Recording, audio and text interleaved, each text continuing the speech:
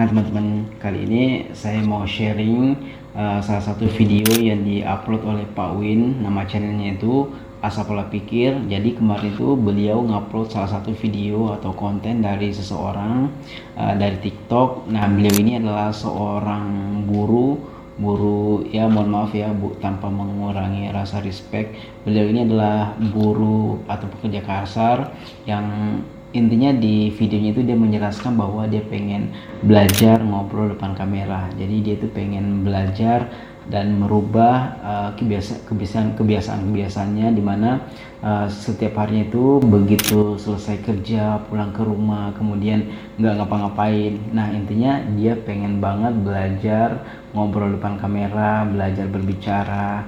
Nah yang saya tangkap itu ya intinya dia pengen belajar yang namanya storytelling atau konten, supaya kontennya itu lebih bagus dan lebih berbobot lagi. Nah di situ dia di keterangan di video itu dia nulis day 17 ya.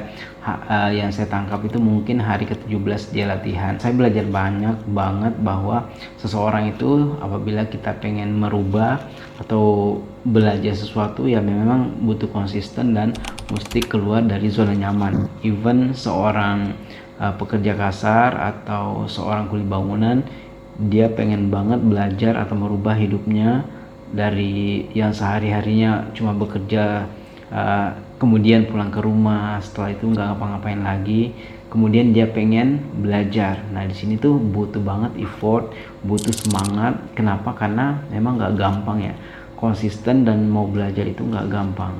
Jadi memang butuh dipaksa supaya melakukan sesuatu hal atau belajar sesuatu yang baru.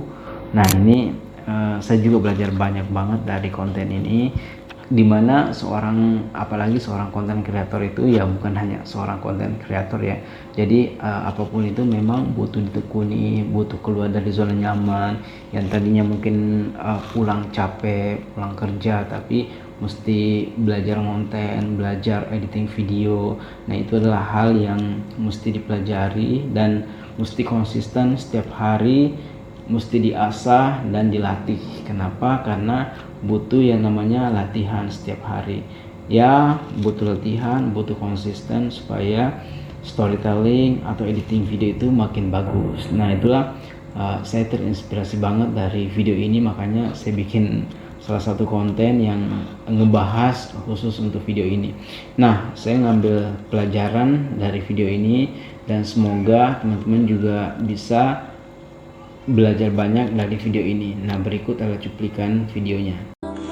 Saya kuli pendiam, gak jago ngomong, tapi saya sadar kalau gak berani nunjukin diri saya sampai kapanpun bakalan dianggap gak ada potensi. Dan ini hari ke-17 saya, seorang kuli introvert yang memberanikan diri berbicara di depan kamera dan keluar dari zona nyaman. Dan dulu saya cuma kerja, lalu pulang dan diam, gak pernah mikir nunjukin diri saya di depan kamera.